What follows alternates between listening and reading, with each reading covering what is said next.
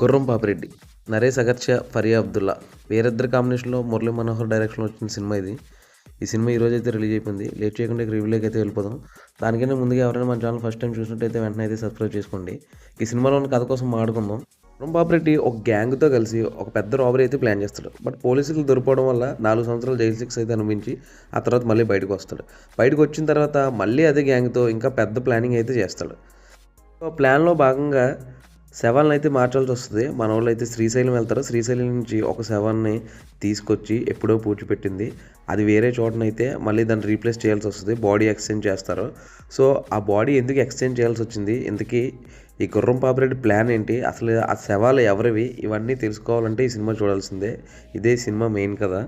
బేసిక్గా crime comedy thrillers అంటే ఇలాంటి స్టోరీలో ఉంటాయి. అయితే డబ్బు చుట్టూ గాను, లేదంటే ఏదో ఆస్తి చుట్టూ, లేదో ఇలాంటి బాడీ చుట్టూ తిరుగుతూ ఉంటాయి. సో ఇది కూడా సేమ్ అలానే అనిపించింది.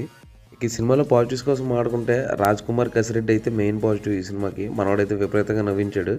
ఆ తర్వాత జీవనాన్ని కూడా పర్లేదు, చాలా డీసెంట్గా ఇన్నోసెంట్గా అయితే యాక్ట్ చేశాడు. ఆ తర్వాత ఇంకా ట్విస్టులు ఉంటాయి సెకండ్ హాఫ్లో ట్విస్టులు అయితే అవి అయితే మనం ఎక్స్పెక్ట్ చేయము, పర్లేదు బాగానే ఉంటాయి, అవి కూడా బాగానే వర్కౌట్ అయినాయి. సో మీడు అయితే ఈ సినిమాలో అయితే పాజిటివ్స్ కోసం చెప్పుకోవచ్చు.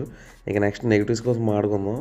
నెగిటివ్స్ అంటే రన్ టైం అని చెప్పుకోవచ్చు. ఫస్ట్ నెగిటివ్, ఈ సినిమాకి అంత రన్ టైం కాకుండా ఇంకొంచెం ట్రిమ్ చేసి ఉంటే ఎక్సలెంట్గా ఉండేది. ల్యాగ్ కూడా ఉంది అక్కడక్కడ. సో అది కూడా నెగిటివే. ఆ రెండే ఈ సినిమాలో ఉన్న biggest negatives. At the same time songs కూడా అనవసరం అనిపించింది. సరైన ఫ్లోలో వెళ్ళినప్పుడు ఒక 2 సాంగ్స్ వస్తాయి. సో ఆ 2 సాంగ్స్ తీసేసి ఉంటే ఇంకా రన్ టైం కూడా తగ్గేది, ఫ్లో కూడా అలాగే మెయింటైన్ అయ్యేది అనిపించింది నాకైతే. ఫస్ట్ ఆఫ్ సినిమా స్టార్ట్ అయిన ఒక 20 నిమిషాల వరకు మనకైతే ఏం అనిపించదు. అసలు అది ఫోర్స్డ్ కామెడీలో అనిపించింది. 20 నిమిషాల తర్వాత నుంచి స్టార్ట్ అవుతుంది. అసలైన మెయిన్ ప్లాట్లోకి వెళ్ళిన తర్వాత కామెడీ అయితే బాగా వర్కౌట్ అయింది. ముఖ్యంగా రాజ్ కుమార్ కసిరెడ్డి పంచులు అయితే ఫస్ట్ హాఫ్లో అయితే ఎక్కువ జీవనాన్ని అయితే బాగా యాక్ట్ చేశాడు. మనోడు ఇన్నోసెన్స్ అయితే బాగా నవ్విస్తుంది. ఇక సెకండ్ హాఫ్లోనే మెయిన్ సినిమా అంతా ఉంది. ఫస్ట్ హాఫ్ జస్ట్ ఓకే డీసెంట్గానే అనిపించింది.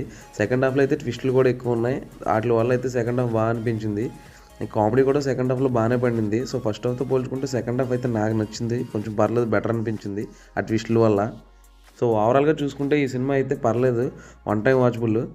కసిరెడ్డి రాజ్ కుమార్ మాత్రం ఎక్సలెంట్గా పర్ఫామ్ చేశాడు. ఈ సినిమా చూసిన ప్రతి ఒక్కరికి మనోడి పర్ఫార్మెన్స్ అయితే గుర్తుండిపోద్ది. At the same time lead పేర్స్గా చేసిన అగస్త్య కానీ, ఫరియా అబ్దుల్లా కానీ వాళ్ళ రోల్స్లో అయితే బాగానే చేశారు. ఫరియా అబ్దుల్లాకి అయితే ఇంకా మంచి రోల్ పడి ఉండొచ్చేమో అనిపించింది. ఎందుకంటే మన ఫరియా అబ్దుల్లా టాలెంట్ తెలిసిందే మనకి. ఇంకా బ్రహ్మానందం గారు అక్కడక్కడ ఆన్లైనర్స్ గట్రా బాగానే పేలినాయి. ఆ జడ్జిగా అయితే పర్లేదు, ఆయన రోల్ కూడా బాగానే అనిపించింది. రాజ్ కుమార్ కసిరెడ్డితో పాటు మన వంశీ భయ్య ఆన్లైనర్స్ కూడా బాగానే పేలినాయి, పర్లేదు. సో వంశీ, రాజ్ కుమారు, జీవనన్న వీళ్ళ ముగ్గురు కామెడీ సినిమాని నిలబెట్టింది. ఆ కొంచెం స్లో నరేషన్, ఆ ల్యాగ్ తీసేసి ఆ పాటలు కట్ చేస్తుంటే సినిమా అయితే ఓ రేంజ్లో ఉండేది అనిపించింది నాకైతే. బట్ పర్లేదు, చూడొచ్చు ఓవరాల్గా ఈ నవ్వుల కోసం అయితే. నాకైతే ఈ సినిమా వన్ టైం వాచబుల్ అనిపించింది. మీరు కనుక ఈ సినిమా చూస్తే ఏం ఫీల్ అవుతున్నారో కామెంట్ చేయండి.